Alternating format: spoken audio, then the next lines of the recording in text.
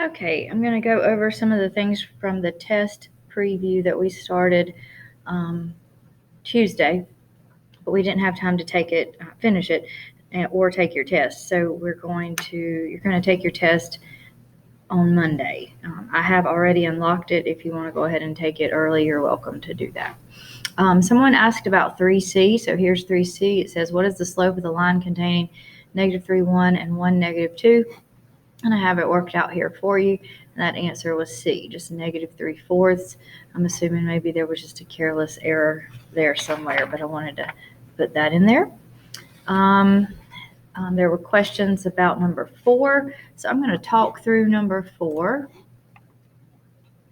It says, which situation is most likely to show a constant rate of change? Just like slope is constant, up and over, or down and over, one way or the other. It's constant every time. If your slope is 3/4, you're always going up 3, right 4, up 3, right 4. So which one of these real life situations would be a constant rate of change? And for 4A, the answer was D. The distance traveled by a truck driving at a constant speed compared with time. The word constant gives it away there, but if you look at your other answer choices, the cost of a new car compared with the number of tires it has, the cost of a new car is not always going to be linear or constant, and it has nothing to do with the number of tires it has. The weight of a child compared with its age and months. A child could grow way more one year than the other, so that's not always guaranteed to be constant. The outside temperature compared with the time of day. Temperature's always changing. It's definitely not constant, especially this time of year. For B, the answer was D. Same thing, which one shows a constant rate of change? The amount spent on grapes compared with the weight of the purchase. The price of grapes is dependent on its price per pound, and that price per pound is going to stay constant.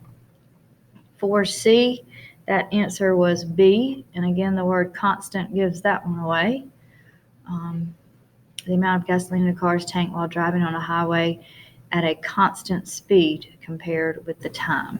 So if you read the answer choices that are not right, you can see how things could change in there and not always be constant. The next thing that people asked about Tuesday was number 9. So I've gone through number 9 here. I gotta get down to it. Hopefully I can get through 9 before my 5 minutes runs out. Okay. It says the cost of red grapes can be represented by the equation y equals 3x. Make sure I get this on here. Where x is the number of pounds of red grapes. Let's expand that. Number of pounds of red grapes. The graph shows the cost of the green grapes. This equation, y equals 3x, is the equation for the red. The graph is the representation for the green grapes. It says which type of grape cost more per pound.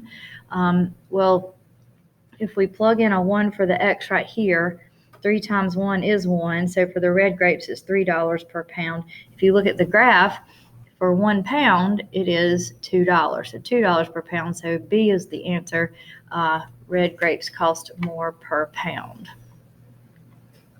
Same thing here. If your equation is y is equal to 2x, that's $2 per pound.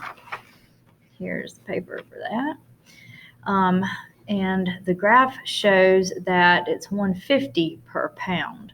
So again, the red grapes cost more per pound. That answer was A. The red apples, sorry, not grapes. 9C, the cost of the red grapefruit, so is y equals 2x, so that's $2 per pound. If you look at your graph down here for a pink grapefruit, it's $1 per pound. So again, red wins. The red grapefruit cost more per pound. And I'm going to end this one here and pick up with the others next.